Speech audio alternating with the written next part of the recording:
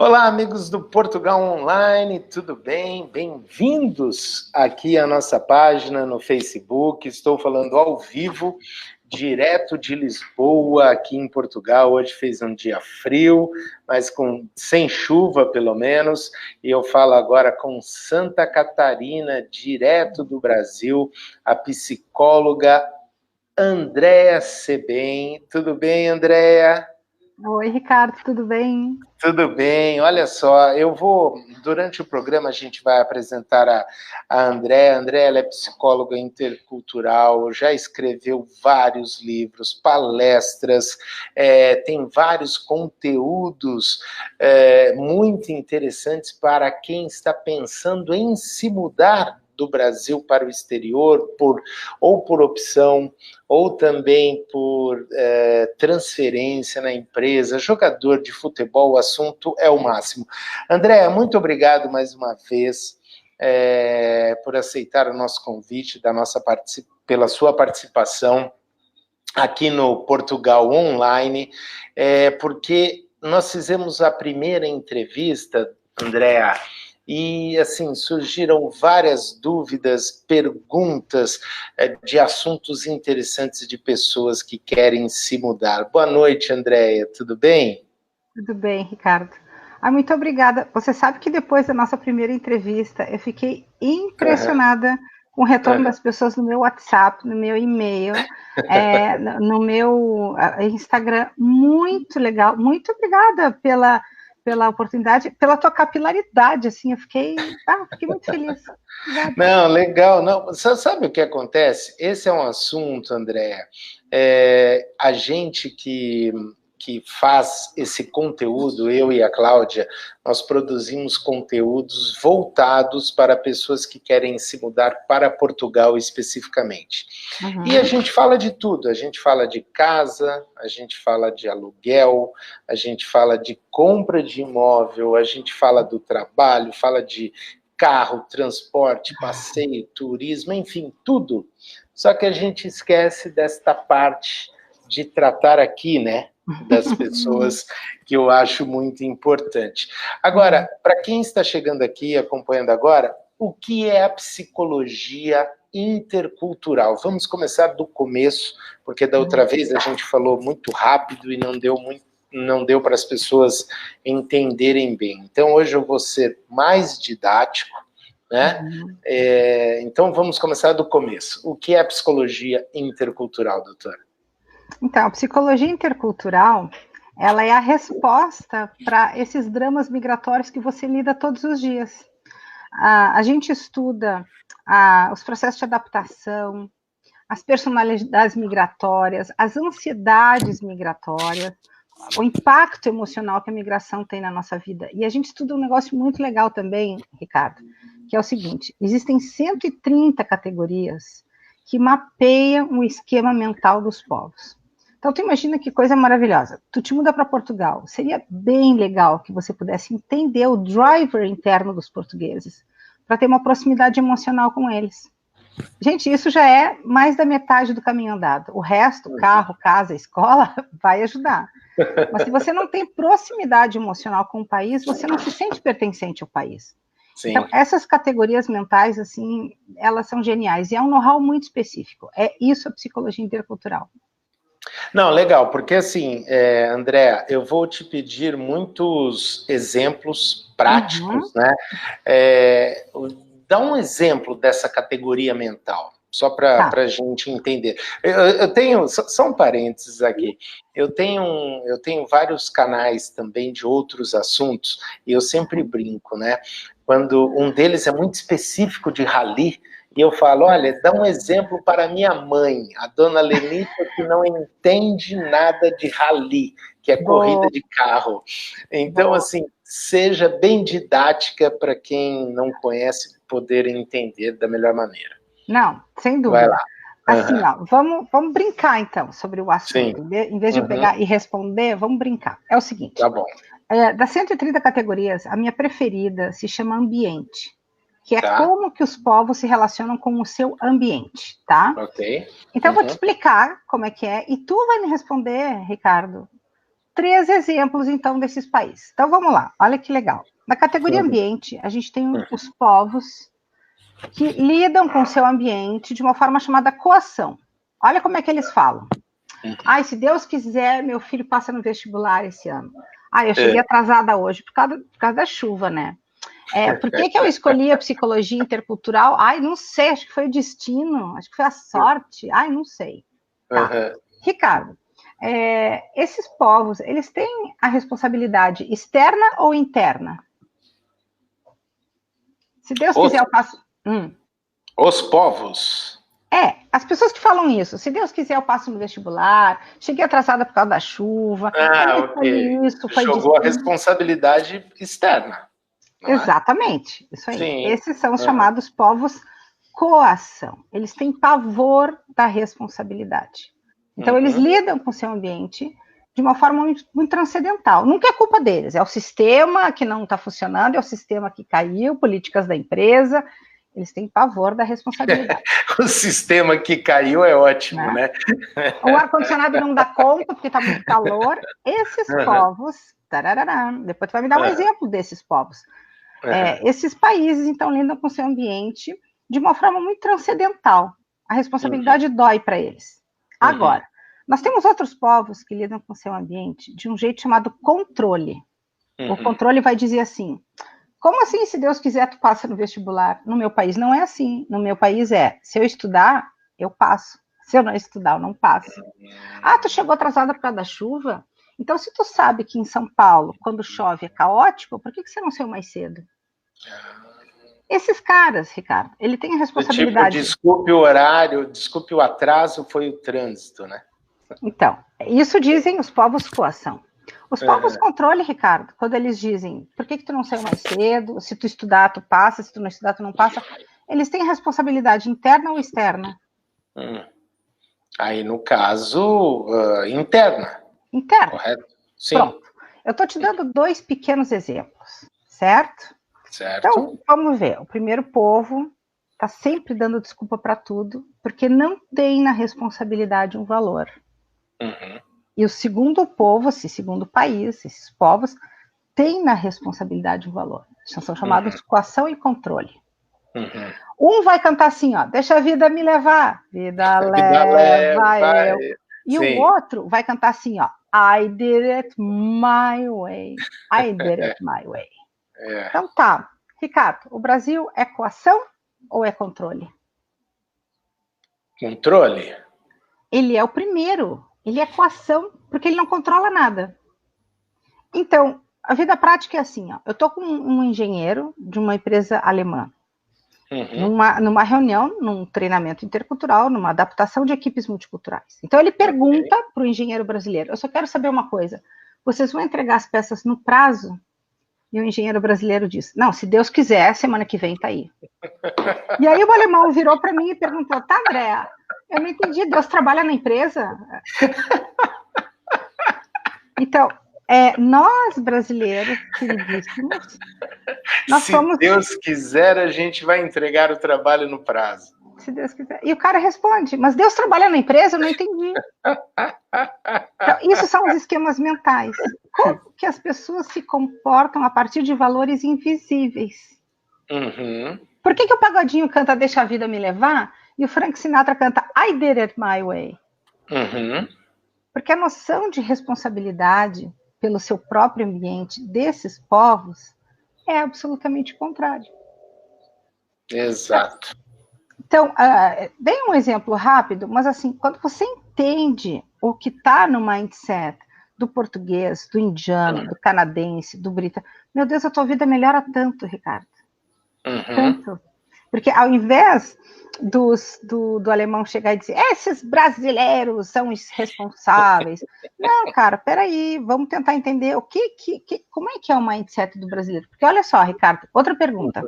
Então a gente sabe que o brasileiro é coação, que lida com seu ambiente de forma transcendental. Me dá um exemplo de país controle, os que têm a responsabilidade na ponta da língua. A Alemanha. Alemanha, que eu citei agora. Sim. Quem mais? Talvez da França, Estados Unidos. Estados Unidos, França. Japão. Japão, de todos esses, qual que tu acha que é mais controle? Mais controle? O mais rígido? Eu acho que eu iria no Japão. No Japão. Ok, tá valendo, o Japão. Então, a segunda pergunta que eu te faço é a seguinte. Tá, quando um japonês, então, um alemão e um americano estão numa situação de conflito, o índice de suicídios é maior nesses povos, controle, ou é maior nos povos como o Brasil? Eu acho que acho não. Tenho certeza que é nos povos de controle. Exatamente. Né? De controle. Ricardo, sim. Hoje, os países com maior índice de suicídio são controle. A gente está falando de Suíça, de Japão, de Austrália. Então, não existe na psicologia intercultural um povo que seja perfeito. Os caras do controle são super responsáveis, mas se suicidam porque falta fé, porque falta resiliência. E o brasileiro vive no caos. Mas, como já dizia o governo, eu sou brasileiro e não desisto nunca. Porque eu tenho fé na vida. Deus é brasileiro, cara. Se não deu certo, porque ainda não terminou, porque no fim tudo vai dar certo. Então é isso. A gente estuda o comportamento dos povos. Tá, tudo isso é no caso, por exemplo, o teu trabalho, o teu negócio, o teu business, né, Andréa? Agora, me explica deixa eu só entender uma coisa. Como é que surgiu esse teu interesse em trabalhar nessa área? Então, essa é uma história muito linda. Eu tenho 50 anos. E quando eu tinha 18, eu fui fazer intercâmbio na Espanha, Ricardo. E aos 18 anos, a primeira expressão que eu aprendi foi sudaca de mierda. ¿Sabes lo que é isso? A minha entrada na Espanha foi nessa vibe aí de sul-americana de mierda. E eu tinha muita dificuldade de me adaptar e eu comecei a me perguntar, então, por que a psicologia não estudava isso? Por que algumas pessoas se adaptavam tão bem e outras sofriam como eu? Por que eu era de um jeito, os portugueses de outro, os espanhóis com a cultura del cabreo, os americanos de outro, enfim. E no final dos anos 90, nascia na Europa uma área chamada psicologia intercultural. E então eu tranco a PUC de Porto Alegre, passo para a Universidade Complutense de Madrid e vou fazer um estágio com 18 anos num centro de acolhida a refugiados. Aí, Ricardo, caiu um raio na minha cabeça e eu disse, é isso que eu quero fazer da minha vida. Eu quero ajudar as pessoas a morarem fora. Porque é muita alegria, mas é muito sofrimento e tem que ter muita coragem. Bom, tu sabe disso, tu é veterano já, né?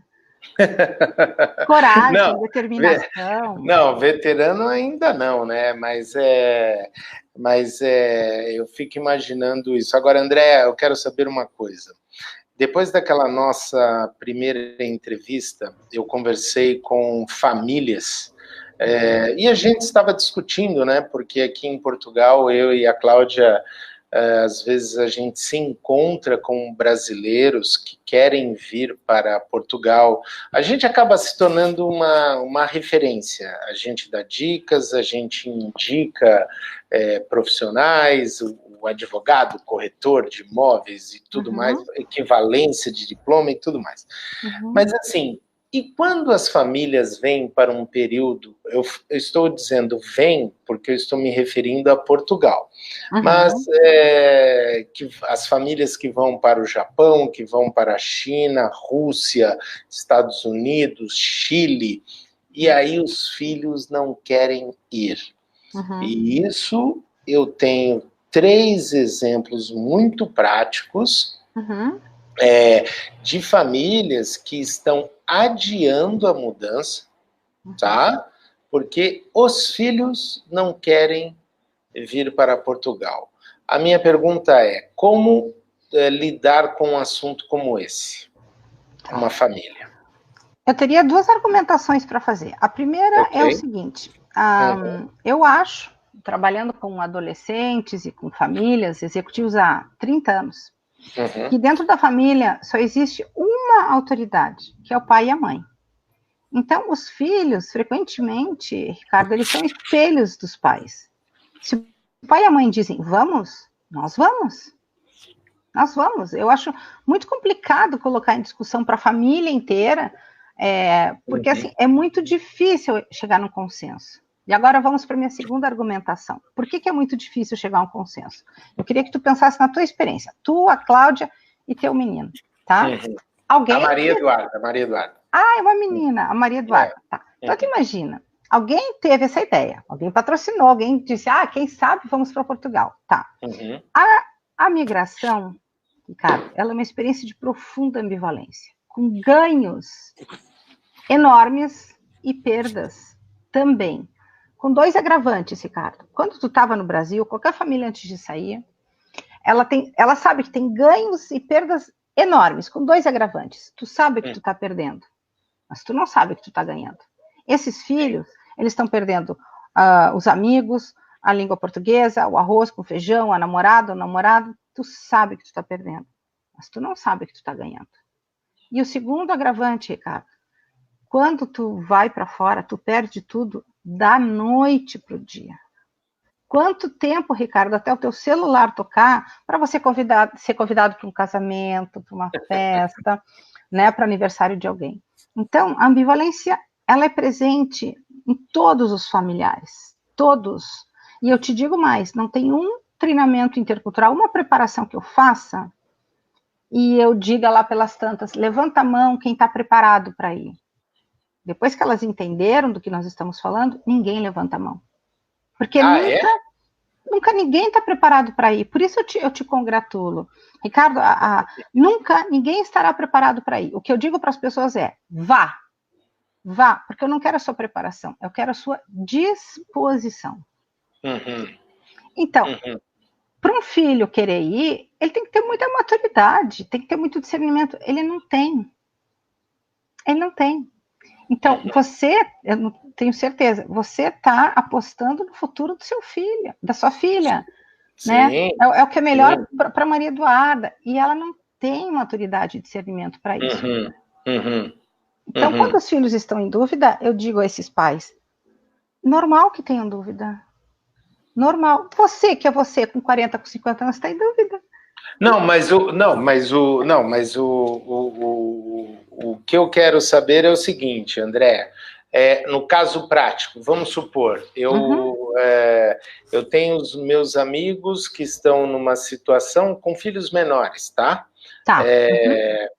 Não é o caso nosso, mas com filhos menores, com 12, 15 anos de idade, com 18, com 22, tá? Eu tenho também um caso assim. A Andréa, que treinamento que dá para essa família? Vamos supor que o Ricardo é um executivo vamos supor, da 3M, da BASF, da Ford, e vou ser transferido para o Japão. Como que a Andréa lida com uma situação como essa na prática? Tá. Na prática, é realmente conversar com essas pessoas durante todo o encontro dura mais ou menos 8 horas, fazendo elas entenderem esses aspectos da imigração. Ou seja, a ambivalência é um deles. O risco também é. Todo mundo que entra no avião corre um risco, porque você não sabe se vai ser bom, se vai ser ruim. A 3M que está te enviando também está correndo um risco, não sabe se sua família vai se adaptar. Então, assim, se tratando de crianças pequenas, Ricardo, quem decide é pai e mãe. Tem que decidir e tem que sustentar a sua ideia. Ok. Crianças não têm condições. Agora, um menino com 22 anos, eu acho que vai depender muito da maturidade dele. Eu vou te dar, então, um caso prático que eu atendi recentemente, uma família indo para o México. A esposa não queria ir. México, é. E um dos meninos, a menina de 13 ia acompanhar, e o menino de 18 decidiu não ir. E a mãe estava desesperada, né? A mãe estava desesperada. Bom, começam os diálogos. O menino, Ricardo, o menino é tão sensato. tão maduro, tão senhor. Olha, André, eu estou fazendo a minha faculdade, eu já terminei meu primeiro ano, eu estou bem, eu tenho a minha namorada, eu vou ficar aqui com os meus avós. O menino, tudo que ele falava era adequado. Tá bem. Olha, o menino, Ricardo, ele conseguiu sustentar muito mais a posição dele do que os próprios adultos. E à medida que o pai e a mãe viram que o menino ia conseguir ficar bem, os pais ficaram bem. Tá. Agora, não, ok, mas assim, agora eu vou te colocar numa sinuca de bico. Conhece essa expressão? Conheço. Conhece, né? Numa sinuca de bico. Eu vou te perguntar o seguinte, assim, na prática, de novo, eu sou o executivo, eu fui transferido uma promoção muito importante para minha carreira, ok? O meu filho ou a minha filha não quer ir. Meu filho de 14, 12, 13 anos. Como lidar com essa situação na prática? Por exemplo, a Andréia citou agora o menino de 18 que tinha namorado e ficou com os avós. E na prática, como lidar com uma situação dessa? Porque eu percebo, pelo que eu converso aqui também, Andréia, os pais, eles ficam com receio de fazer a mudança. Eles voltam um passo em todo o processo, porque não querem deixar os filhos, enfim, não querem viajar sozinhos. Como lidar com um negócio desse? Mas eu acho que o que eu falei desde o início, Ricardo, a autoridade é pai e mãe. Como lidar com isso? Meu filho, o pai vai ser transferido, a empresa está me mandando para Portugal, para a China, e o pai também. Entendi. E ponto. E ponto final. Ponto final. Né? Porque isso é a coisa que um adolescente mais precisa, é a organização e a firmeza do pai e da mãe, Ricardo. Ponto final. Assim, só para dividir contigo, eu vivi isso em 2 ocasiões na minha vida. Quando eu era guria, então eu morei na Espanha, na Itália e na Bélgica. E depois, já com filho, eu fui para o Canadá, em 2017. A minha filha não queria ir. E aí eu disse, ok, entendo que você está triste porque vai perder algumas coisas, mas nós vamos. Mas nós vamos. E nos primeiros dias eu me lembro que ela ficava chorando em casa no sábado e no domingo, a gente ia esquiar, a gente ia passear, e ela ficava vendo Netflix no Skype com as amigas em Florianópolis. E eu dizia, o que você vai fazer hoje? Eu vou chorar. Ok, have fun. Have fun, if it's your choice, ok. E assim vai por umas 3 semanas. É bom tu ver teu filho chorando? Claro que não, né, Ricardo? Mas você é autoridade e os pais se esquecem disso. Mas olha, eu vou dizer uma coisa. Eu não sou especialista nisso como você é, Andréa, mas tem muitos pais que, vou usar um termo aqui, que arregam. Aí... E eu conheço vários que já conversaram comigo depois da nossa entrevista, que a gente conhece, e vou te dizer, para um país relativamente, entre aspas, fácil, que é Portugal, né? Não estou falando de uma China, de uma Índia, de uma Rússia, de um Japão, que estão deixando o sonho de mudar aqui para a Europa por causa dos filhos. Não é todo mundo que tem essa coragem como vocês tiveram. Vai chorar? Ok, have fun. Mas não é coragem, é coerência, né? Afinal, eu tenho 50, a menina tem 15. Alguém aqui tem que ter firmeza e maturidade. Mas tu tocou num ponto agora muito sensível, que eu gostaria de acender um holofote. Tu disse assim, muitos pais desistem porque ficam com pena daquilo que os filhos vão perder. Gente, mas nas vésperas de uma migração, Ricardo, só existe a perda. Só existe a perda. Quando você está com as malas prontas, sobretudo um adolescente, tu pergunta, o que tu vai ganhar? Nada. Nada, isso é a história do meu pai. O que eu vou ganhar? Não, eu não vou ganhar nada, porque eu estou deixando meus amigos, eu estou deixando... Então, numa situação onde você só tem perdas neste momento, certo? Porque você não sabe quais são os ganhos. Tu quer que o teu filho queira ir junto? Pois é. Ele não vai querer. Um outro exemplo que eu tenho para te dar, uma família que eu atendi no Japão agora, olha que legal. E eles já estão há 3 anos lá. E o filho menor com dificuldades na escola, Uhum. com dificuldades de adaptação na escola 3 anos depois, Ricardo. Tá.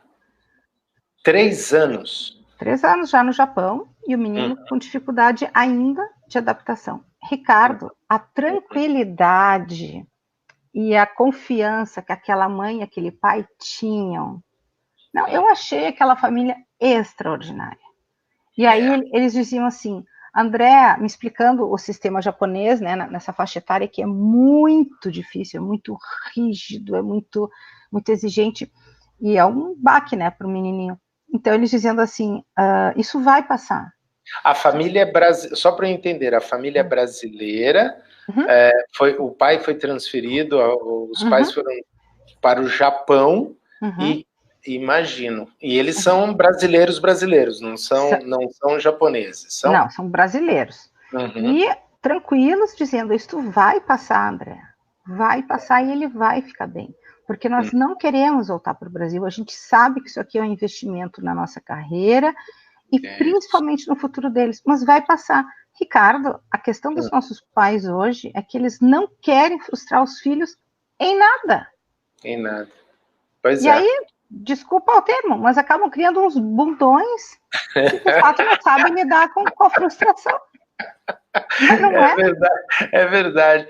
Agora, o André, me diga uma coisa, você citou esse exemplo do Japão, e eu estava no teu Facebook esses dias, e aí eu vi uma foto da tela do seu notebook no escritório, e aí acho que posso estar falando alguma bobagem aqui, mas acho que falava assim, hoje eu falei com China, com Índia, Japão, Rússia, alguma coisa assim, se não me falha a memória.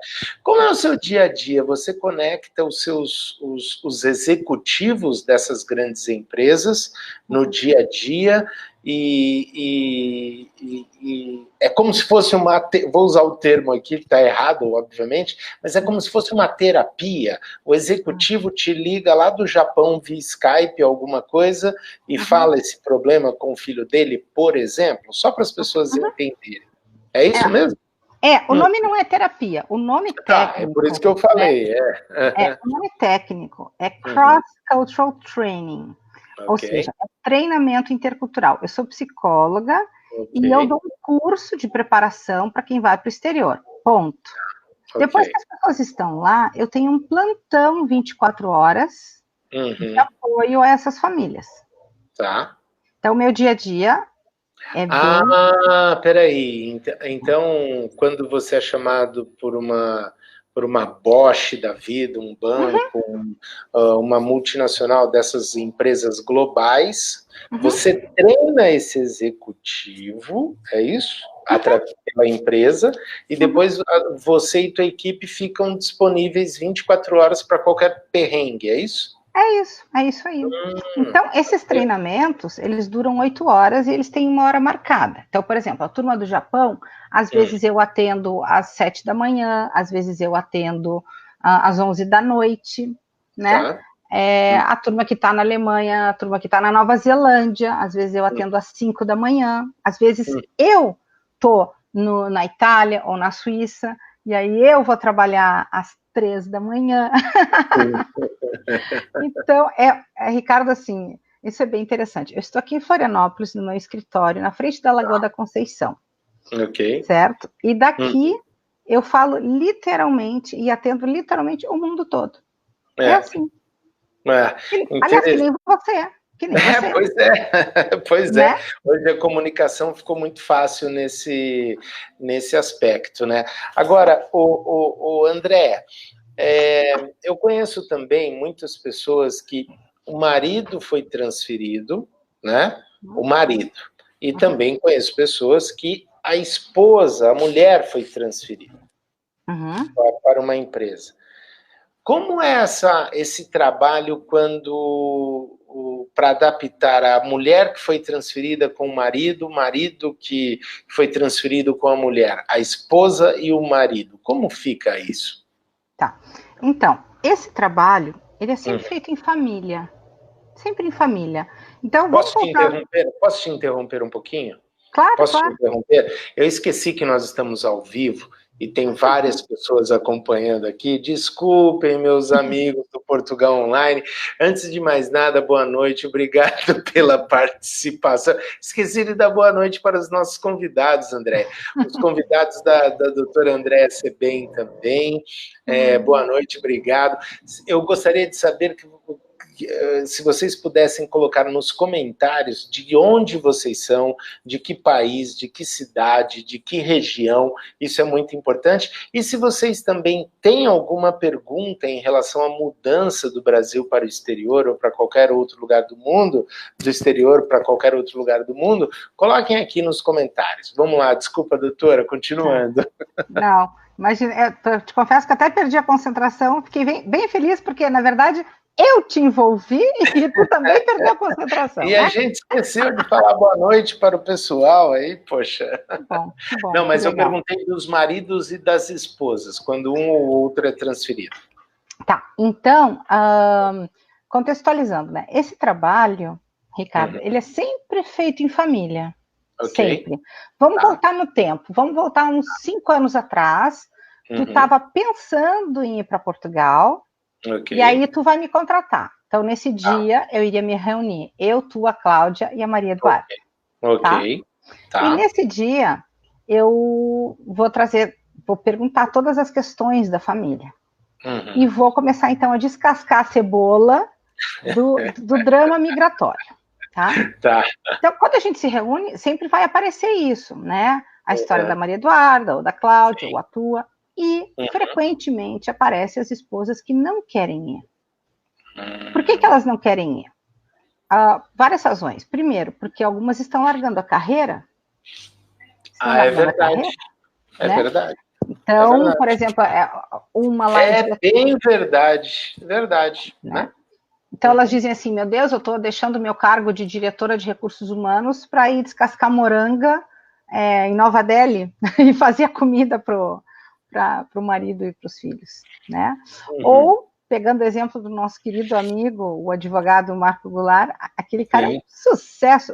O Marco é um baita de um advogado de excelência em Porto Alegre. O cara simplesmente deixa o escritório para ficar acompanhando a esposa executiva expatriada em Paris para virar dono de casa e cuidar do filho. Gente, esse cara é espetacular. Ele é espetacular. Né? Pois é. Mas ele viveu isso com muita alegria, com muito... Quantos pais, Ricardo, tiveram o privilégio nessa vida de ficar 1 ano sem trabalhar só para cuidar do filho? Sim. Eu não sei, eu não conheço muitos, tu conhece? Não conheço. É verdade, ele cuidava da casa, do filho e de tudo mais, né? Eu conheço essa história. Inclusive, ele escreveu acho que foi um artigo para um dos seus livros, não foi, André? Sim, mas eu tive que convidar. Essa experiência. Sim, convidei o Marcos. Não sei se dá para ver na tela aqui esse livro, O Expatriado. Eu vou colocar só ele na tela agora, quer ver? Peraí, olha lá. Peraí, vou tirar o seu nome. Pronto, agora dá para ver. Aí a capa toda. Expatriados.com, não é isso? É isso aí. Legal. Sim, eu convidei o Marco para escrever a história dele. É um capítulo que tu chora, tu te emociona, o cara é bom mesmo.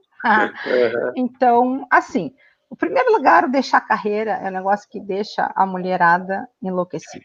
O segundo lugar é o fato de cuidar dos filhos. Mas é que eu nunca fiquei em casa cuidando dos filhos. Eu nunca fiquei sem empregada. Eu nunca... Isso é realmente meio caótico. A falta do idioma, né? Mas se a gente for pensar juntos, Ricardo, o mesmo medo que o filho tem de que está perdendo um monte de coisa, é o medo que a esposa tem. Pois é. Porque no período pré-migratório, Ricardo, de novo, a gente não consegue ver os ganhos a longo prazo. A pessoa que vê, eu chamo ela de visionária. Sim. Eu não sei quem foi o visionário na tua família. Acho que eu e Cláudia. Agora é bem isso, você falou de descascar aí a moranga lá.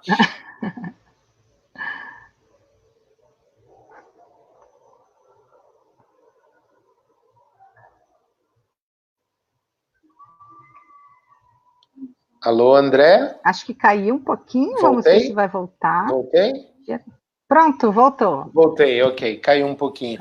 Não, porque é bem isso, né? É uma realidade que a gente enfrenta e que muitas pessoas enfrentam. O próprio Marco, que a gente comentou agora, nosso advogado, seu colega também de trabalho, parceiro. Em São Paulo, a gente tinha uma empregada diária, né? Que lavava a nossa roupa, que cozinhava, cuidava da casa. Tínhamos também a faxineira de limpeza pesada, que ia a cada 15 dias, 10 dias, né? E aqui não. Aqui é a gente que arruma a cama, é a gente que cozinha, enfim. Né? Só não Ricardo, troca lâmpada, eu não aprendi a trocar lâmpada para fazer. E deixa eu te perguntar uma coisa. Olha que lindo isso. Só e uma você coisa, agora? o Lucas Campos mandou um olá lá de Vancouver, no Canadá, tá? Está assistindo a gente lá no Canadá. Lucas Campos. Tá bom, mas vamos lá. Bom, eu acho assim, ó. Quando você foi visionário na sua família, ou com a Cláudia juntos, né? Sim, sim. Tu não imaginava que esses pequenos percalços existiriam. E se tu imaginava, tu não sabia o quanto eles iam te incomodar. Mas a pergunta que eu te faço agora é: você não se sente muito mais independente, mais autônomo, mais inteiro, botando as suas experiências dentro da tua vida? Não, isso na verdade, Andréa, sempre fomos, tá? Desde adolescentes, saímos de casa para a faculdade em outra cidade. Isso sempre foi. Eu só estou dizendo, isso sempre aconteceu desde adolescência. Adolescência não, lá 18, 19 anos, né? E eu saí da minha casa com 19 anos. Mas é que você chega num determinado patamar e, de repente, você muda muita coisa. E não é todo mundo que eu acho que está preparado para isso. E esse é um outro ponto sensível que eu gostaria de tocar.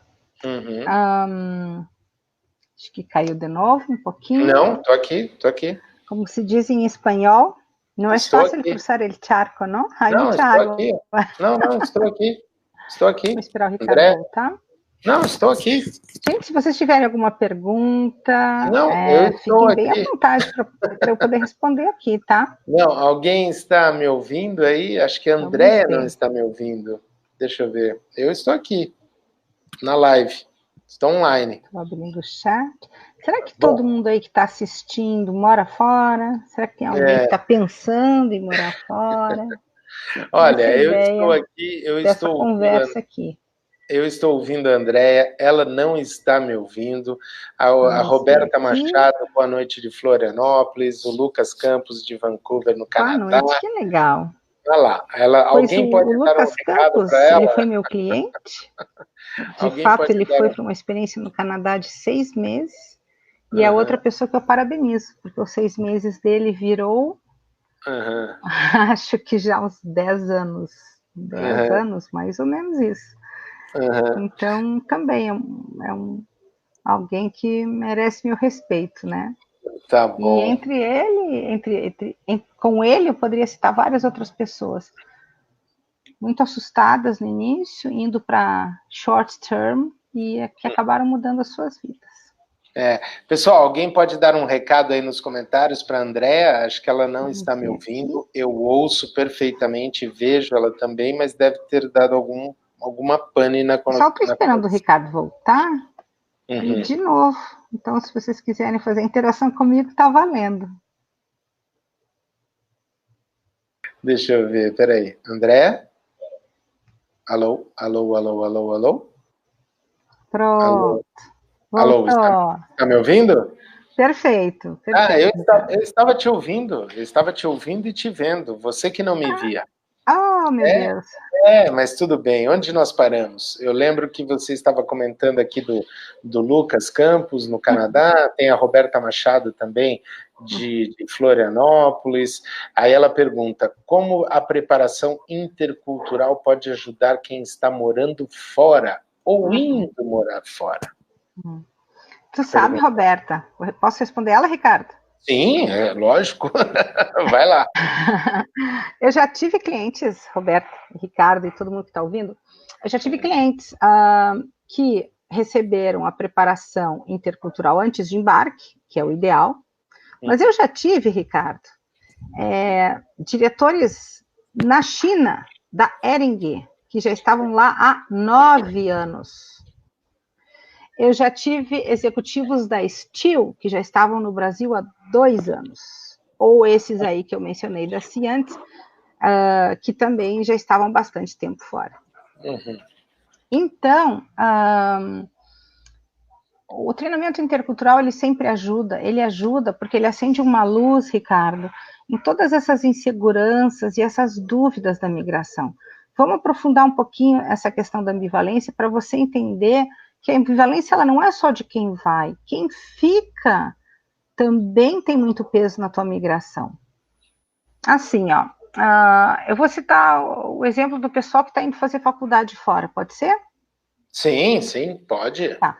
Então, imagina, você falou que a Duda tem 19, né? Daqui a pouco ela vira para ti e diz assim, pai, eu vou fazer Global Studies na China.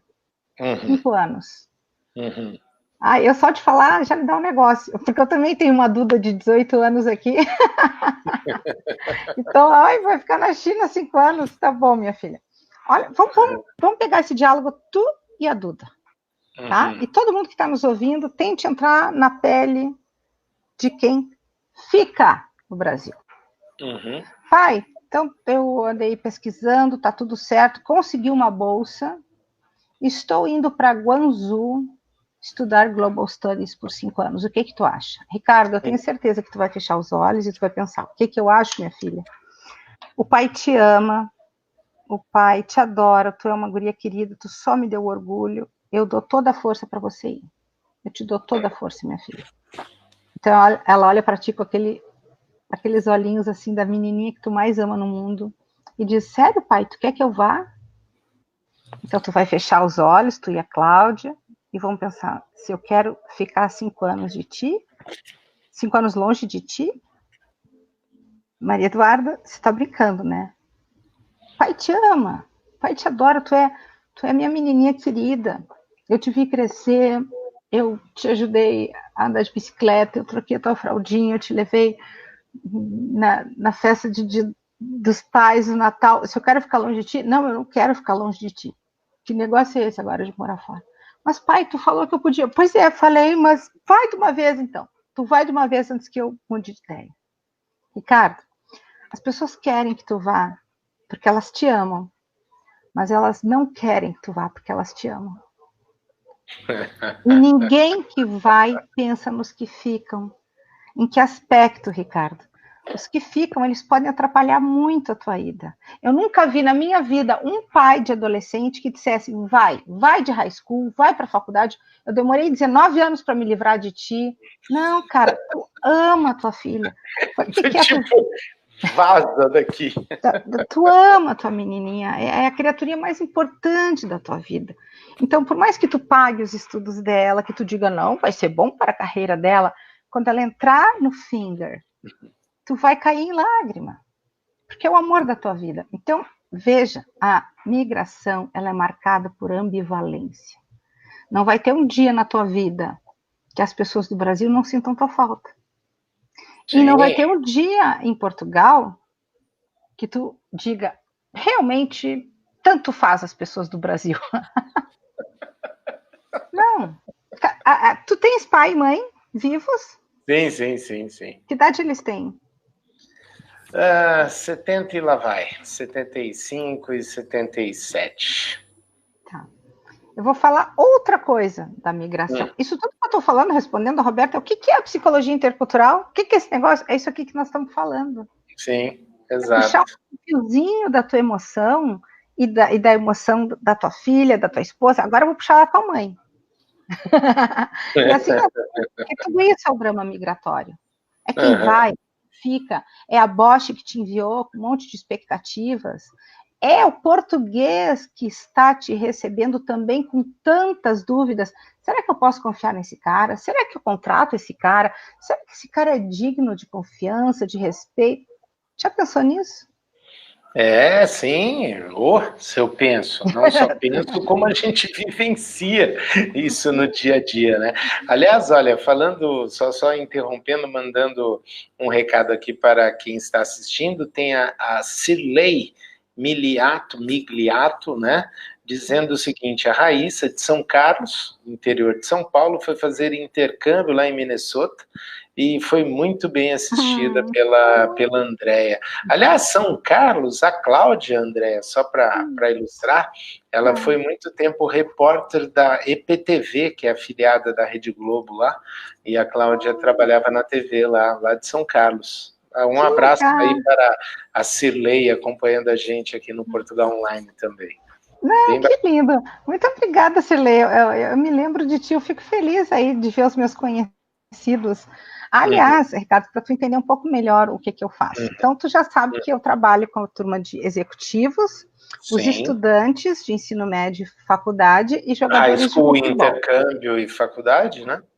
E a turma do futebol. Quem é que me contrata? As agências de intercâmbio de todo o Brasil me contratam. Tá. E todos esses jovens com seus pais fazem o treinamento ou presencial ou online. No Brasil todo. Então, falou de São Paulo, olha só, vem na minha cabeça. São Paulo, Araçatuba, Araraquara, São Carlos, Sorocaba. Ribeirão Preto, São José do Rio Preto. Toda essa turma aí já passou por mim. Então, nosso trabalho é muito parecido. Ele tem uma capilaridade muito grande, assim. Sim. Não, e tem uns pontos também, né, André? Se você se lembrar daquele jogador Breno, era um jogador do São Paulo que foi jogar na Alemanha, aí ele se machucou, não conseguia jogar, e, enfim, em resumo, entrou numa baita depressão, colocou fogo na casa, ficou preso na Alemanha, foi um problema todo. Porque é um assunto que as pessoas evitam de falar, né? De discutir. Muitas vezes por falta do preparo do treinamento, porque não é fácil o teu diretor na empresa falar assim, olha, vão você, teus filhos, tua esposa ou teu marido, agora vocês vão pegar um avião, vão trabalhar lá na nossa unidade na Rússia, ou na nossa unidade na China, na Índia. Não é fácil, hein? Não é fácil. E o teu trabalho é fundamental para esse tipo de coisa, né? Eu tenho muita tranquilidade em dizer assim que, eu já ajudei um saco de gente, como se diz em italiano, saco de gente, porque, assim, são famílias que têm a vida delas upside down, da noite para o dia, e nem sempre é assim, às vezes é um pouco pior. Quer ver, vou te dar um exemplo. Então, você citou, né, algumas multinacionais aí. Às vezes, eles pegam o Ricardo e mandam o Ricardo para ficar 3 meses na China, tá? Aí o Ricardo volta, fica 2 semanas em casa, China de novo. Como assim, cara? Acabei de chegar, mais 1 mês na China. E aí eles vão te mandando aos pouquinhos, assim, a família vai se quebrando, Ricardo. Porque aí não vai a família inteira, é isso? Claro. Mas a empresa vai mandando o executivo aos poucos ali, é isso? Foi isso que eu entendi? Não. É isso. Aí lá pelas tantas o cara diz assim, olha, eu não aguento mais, eu quero a minha família. Sim. Aí a empresa diz, tá, então agora a tua família vai... E eu não digo que façam isso de propósito, tá? Não é isso. Perfeito, entendi. Né, os projetos vão se encaminhando. Só que nesse encaminhar, as famílias se quebram ao meio. Né? Eu me lembro uma outra situação que eu tive muito interessante de um executivo que foi para a Itália, e aí ele já estava um tempão lá e tal, e aí a mulher pegou e ligou para ele e disse, o seguinte, eu estou me separando. E ele, como assim? Aí ela disse, olha, a gente está separado há um tempão já, é mais Itália do que Brasil, eu vou te pedir uma coisa, tu não volta mais. Aí a empresa me liga e diz o seguinte, André, a gente está com uma pessoa importantíssima, era uma função chave lá na Itália, e o cara disse que vai voltar, eu não posso perder esse homem, André. Eu disse, tá, e cadê a família dele? Pois é, a família dele não foi, não sei o quê, papapá, não. Tá, qual é o objetivo? Você tem que ir lá convencer a mulher dele de ir para a Itália. Aí, quando eu cheguei na casa, porque eu atendo online, eu atendo na casa das pessoas, eu atendo no hotel, na empresa, onde elas me chamam. Sim. Quando ela abre a porta, ela diz assim, antes tarde do que nunca. E eu, oi? Oi? E ela, oi, ela, antes tarde do que nunca. Aí eu entrei e ela, nem vai adiantar. Não importa o que tu diga, eu já decidi que eu vou me separar. E eu, tá, mas podemos conversar um pouquinho? E aí começa... eu tenho várias histórias interessantes, assim, se tu quiser, eu... Olha, isso aí a gente pode criar uma série, André, você bem aqui, porque deve ter muita história. Agora, André, dá um exemplo de algum exercício prático que você faz com esses executivos e famílias. Dá um exemplo prático como eu vou dizer, de como são, enfim, algum exemplo. Olha, você vai lá para a Índia, a vaca tem um certo significado. A mulher, o homem, a relação homem-mulher, enfim, exemplos práticos. Me dá um exemplo do que você ensina nas suas sessões, nas suas conversas. Tá. Ricardo, tu acha que a gente é um povo que sabe dizer não, nós brasileiros? Eu vou te chamar para dentro do jogo. Tu quer que eu te dê um exemplo? Vamos brincar, então. Me deixa fora do jogo. Não, você viu que você está tentando exercer o seu papel de jornalista e eu não estou deixando. Exato. Vou pegar o Ricardo para o jogo. Tá, mas assim, vamos passar, como brasileiro, tu acha que a gente é um povo que sabe dizer não? Eu acho que nós temos um pouco de dificuldade de dizer não. Isso, eu tenho alguns clientes franceses e outros daqui da Europa também, que são muito práticos, né?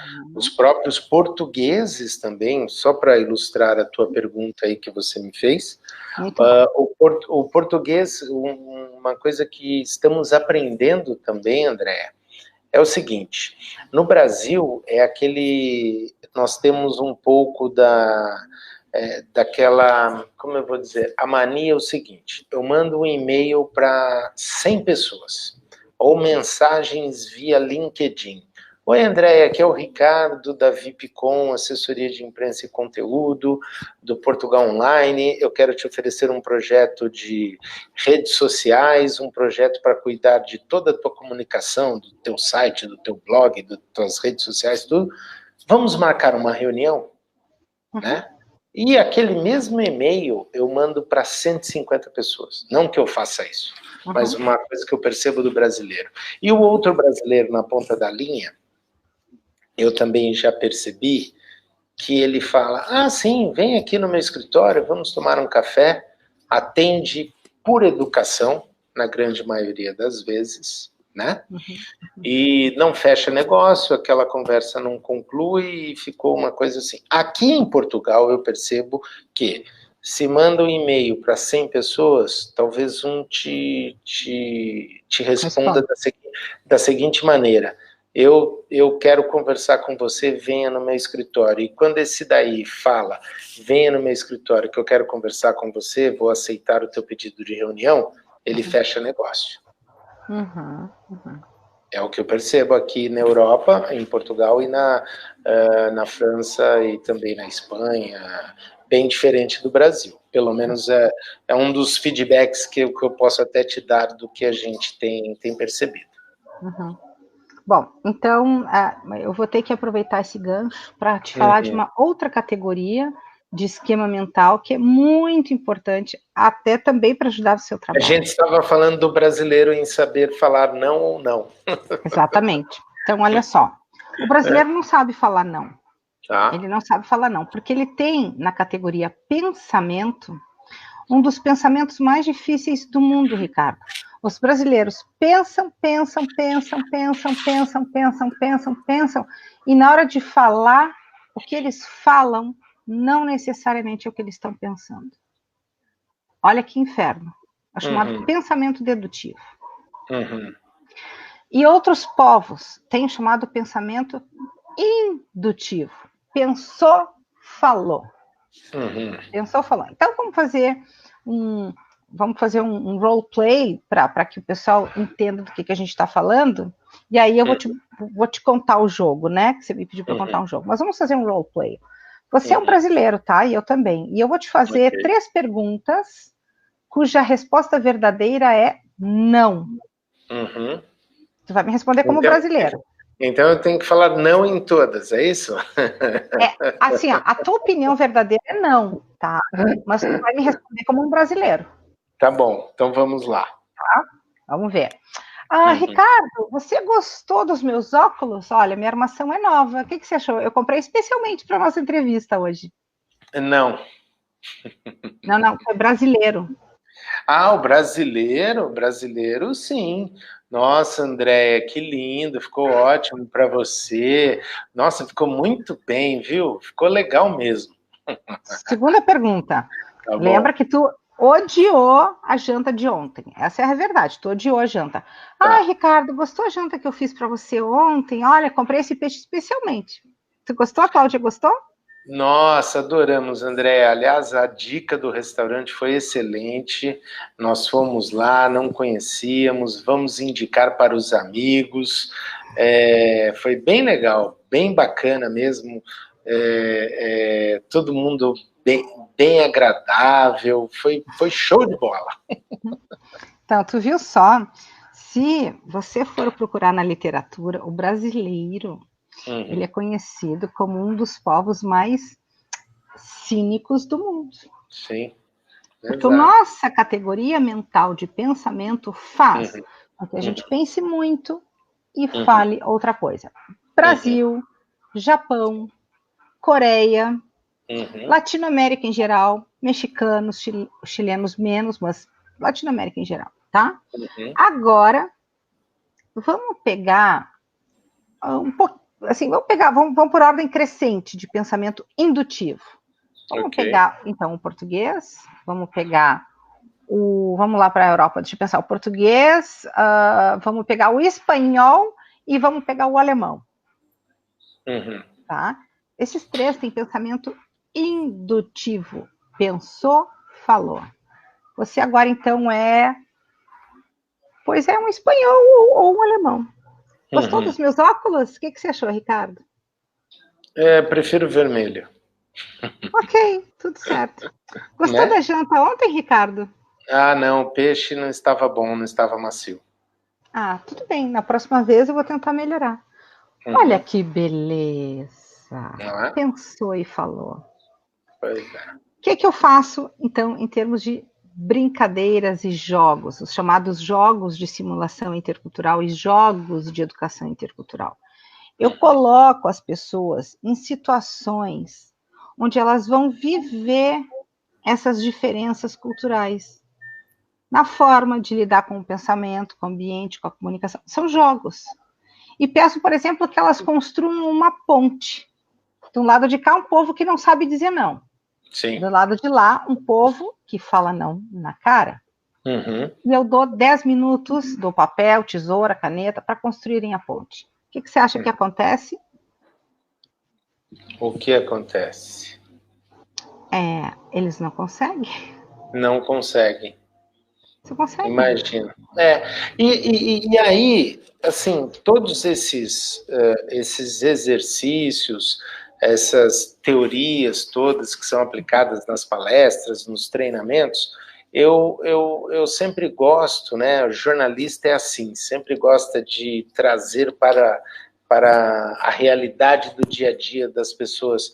E aí é onde entra aquela percepção, ou a falsa percepção, do preconceito em relação a brasileiros. Eu frequento vários grupos eu acompanho, até pela nossa profissão, vários grupos de Facebook sobre mudar para Portugal, e aí sempre tem aquela coisa, nossa, o português é grosso, o português, você fala alguma coisa, ele te diz não na lata, na cara, ele não tenta ser gentil, e aí é um pouco disso, né, André, dessa questão cultural, não é? Aí a pessoa começa a se sentir mal, não começa a não se sente bem naquele país, com aquele povo, com aquelas pessoas, porque, como você disse aí, na minha opinião, tá? Estou dando como eu vou dizer, um feedback não, mas estou fazendo uma análise de um leigo nessa parte. Mas a tua impressão, a tua experiência, né? A minha impressão, a minha experiência, e aí tem muito disso. Eu vejo isso na prática, tá? Com as pessoas, a gente acaba se envolvendo de alguma maneira com altos executivos aqui, o empresário, o investidor, mas também a pessoa que vem entregar o Uber Eats aqui na minha casa, um sanduíche, que é um brasileiro. Então a gente acaba entendendo muito nesse aspecto do que você disse do exemplo. E você está certíssimo, de novo, porque eu vou te dizer qual é o problema dos brasileiros e aonde é que eles se enroscam quando acontece isso. Eles ficam olhando para fora o tempo inteiro. O português é rude, o português é grosso, o português é... Quando, na verdade, Ricardo, quando a gente faz um treinamento intercultural, eu sempre insisto para que a pessoa olhe para ela mesma e não para o outro. O que eu faria se eu estivesse morando em Portugal, tá? Eu aprenderia com eles. Pois é. Com eles. Por exemplo, terminou a entrevista, tá? Digamos que nós dois fôssemos portugueses. E eu seria sinceramente interessada. Ricardo, faça a sua crítica. Em que eu poderia ter melhorado? Você me diria, e eu diria, ok, obrigada, na próxima faremos assim. E o contrário seria verdadeiro, Ricardo, talvez pudéssemos... Então, se você olha para si, para aprender com o outro, numa perspectiva de o que eu vou aprender, o que o outro tem para me dar, é muito melhor do que ficar julgando o outro o tempo inteiro. Porque senão você fica solitário. Te interessa morar em Portugal para ficar falando mal dos portugueses? Pois é. Não, o brasileiro, eu costumo dizer que brasileiro no exterior é que nem porquinho da Índia, anda tudo em bando, né? Para ficar falando mal. Com a camisa da seleção do Brasil. Ai, Jesus, ou do Grêmio, ou do Inter, ou seja lá de quem, né? E falando sou brasileiro com muito orgulho. E para ficar falando mal do hospedeiro. Então, só mais um exemplo, então, já que hoje é o dia dos exemplos, eu vou falar agora da ambivalência. Eu ia falar da tua mãe, mas agora eu fiquei com vontade de falar dos portugueses. Da ambivalência de quem recebe. Tá? Olha que interessante. A ambivalência de quem recebe. Ricardo, se eu for passar uma semana na tua casa, eu tenho certeza que tu e a Cláudia vão arrumar a casa, vão fazer faxina, o que eu vou fazer de comida, que lençóis que eu vou botar na cama, certo? Ok, perfeito. Tá. Pergunta fundamental. Por que você arrumaria tudo para me receber, Ricardo? Porque a gente tem o prazer disso, a gente gosta disso, né? E quer fazer da melhor maneira para que a pessoa se sinta bem, ou da melhor maneira possível. Isso é o que as pessoas falam. Só que, na verdade, tu faria isso, eu faria isso, qualquer um de nós faria isso, não por causa de quem vai receber, mas por tua causa. Porque se eu for para tua casa, tu quer que eu goste de ti, da tua esposa, de tua filha, de tua casa. Agora, imagina que eu chego aí, tá? Na tua casa e faço assim. Nossa, Ricardo, que coisa mais grande essa tua casa, rapaz. Mas assim, Ricardo, não adianta ter dinheiro e não ter gosto. Quem é que decorou? Que coisa horrorosa essa casa. Aí a Cláudia faz aquele arroz de marisco maravilhoso, sobe, vai no mercado público, compra o melhor marisco do Atlântico, aí você me serve, não, gente, arroz de marisco, coisa nojenta, daqui a pouco vou cantar um fado aqui para mim, né? Só porque eu estou em Portugal, o que é que eu como marisco? Bom, e aí uma semana depois tu me leva no aeroporto, aí, Andréa, gostou? Olha, Ricardo, essa tua guria aí, que guria mal criada. Nunca vi coisa igual. Mas é o seguinte, eu vou voltar, tá? Posso vir ano que vem? Como que você se sentiria? Já chegarei nos portugueses. Como você se sentiria? Puta, cara, Fala a verdade. Se eu fosse o dono da casa, Aham. eu não posso falar palavrão aqui, né? Pode, ué. A Pode? espontaneidade é sucesso. Então, já mandaria a merda, entendeu? Tá tudo Claro. certo. Atenção agora. Até porque, deixa eu te falar só uma coisa. Primeiro, frequenta a minha casa quem realmente tem culhão para frequentar a minha casa. Né? Que legal. Não, verdade, porque não vem na minha casa quem, assim, só porque eu tenho algum interesse, alguma coisa, vem na minha casa. Não, ainda mais dormir, frequentar a minha casa uma semana. De jeito. Né? Então, quem frequentaria a minha casa, se um dia vier a frequentar a minha casa aqui em Portugal, é escolhido muito a dedo. Né? E imagina que você escolhe e essa pessoa destrata você dessa maneira, certo? Uhum. E agora nós vamos voltar para Portugal e para a migração. Exatamente o que os brasileiros fazem quando vão para o exterior. Eles entram no país dos outros para criticar, para dizer quem eles são, quem eles não são e quem eles deveriam ser. Então, ir para Portugal, ou para Espanha, ou para Itália, para chegar e dizer, olha o que eles comem, olha o jeito que eles se vestem, porque praia bonita é no Brasil, comida boa é no Brasil, mulher bonita é no Brasil. Sim. O hospedeiro, Ricardo, ele também sofre de ambivalência.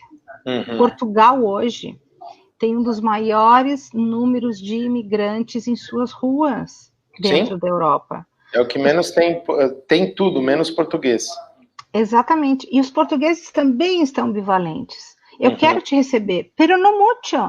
Não para que você entre na minha casa para me criticar. Então é importante, quando as pessoas vão morar fora, conclusivamente, que elas,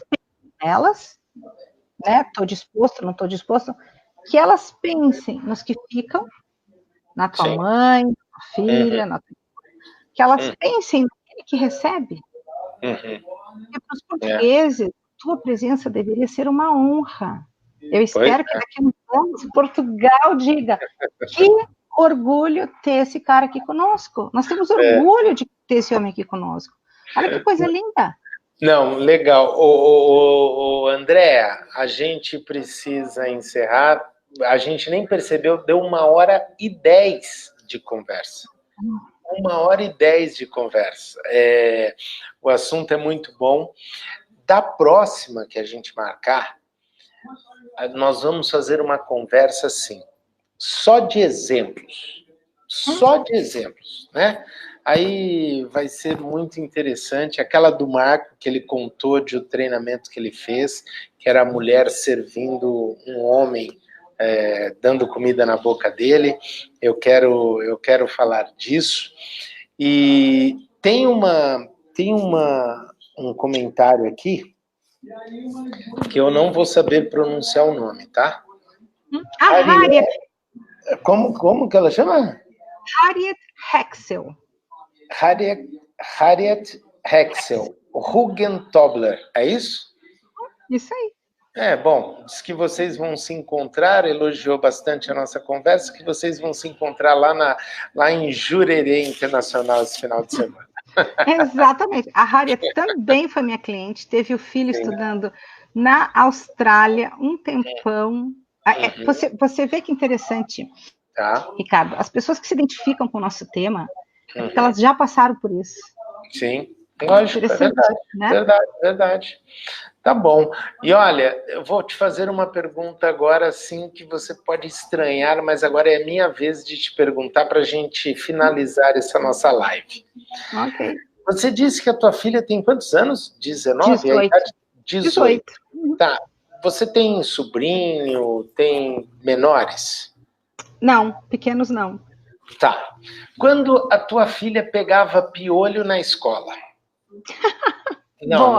Não ria, porque é sério que eu vou falar. Ok, go ahead. Quando a tua filha pegava piolho na escola aí em Santa Catarina, aí no Brasil, né?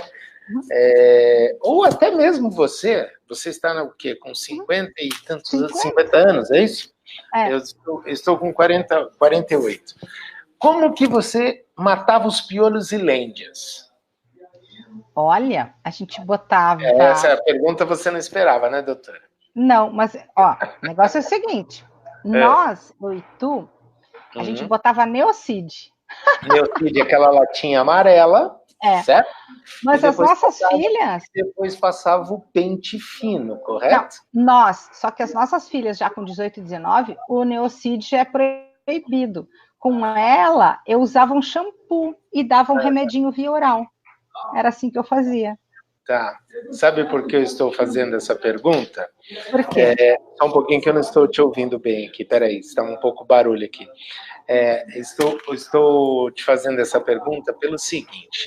O próximo vídeo nosso aqui no Portugal Online vai ser sobre tratamento de piolho aqui em Portugal. Eu estou vendo o Pedro Scooby aqui na televisão, no Danilo Gentili aqui. O Pedro Scooby é o pai dos filhos da Luana Piovani, tá? E a Luana Piovani recentemente fez um vídeo, porque ela se mudou aqui para Portugal, falando que os filhos pegaram piolho na escola e tudo mais, né? Até aí tudo bem. Todos nós já pegamos piolho uma vez na vida. Eu fiquei impressionado porque em frente à minha casa foi aberta uma clínica de tratamento natural para combater piolhos e lêndias. Uma clínica. E tem mais de 80 unidades na Europa inteira. Mais de 100 mil atendimentos. Eu nunca tinha visto isso. Eu fiquei impressionado. Vai ser até tema do nosso próximo vídeo. Aí eu fui no Google e só achei duas. Uma clínica em São Paulo e outra no Rio de Janeiro. Eu achei muito interessante. Eu não conhecia isso. Legal, muito legal. Sim, as coisas mudaram, Ricardo. O Neocid não existe mais. O Neocid não existe mais. Tá bom, doutora. Olha, muito obrigado, Andréa Sebem, escritora, psicóloga intercultural, ajuda executivos de multinacionais, jogadores de futebol, estudantes de intercâmbio, famílias inteiras, para que elas estejam preparadas da melhor maneira possível para morar e viver de uma maneira mais agradável possível no exterior. Andréa, muito obrigado mais uma vez pelo papo, tá? Agradeço aí a todos os nossos amigos do Portugal Online Oficial. Nós estamos ao vivo agora no Facebook, no YouTube e tudo mais. E muito obrigado e até a próxima, então. Obrigada, Ricardo. Boa noite. Um beijo carinhoso para todo mundo. Valeu, obrigado. Tchau, tchau.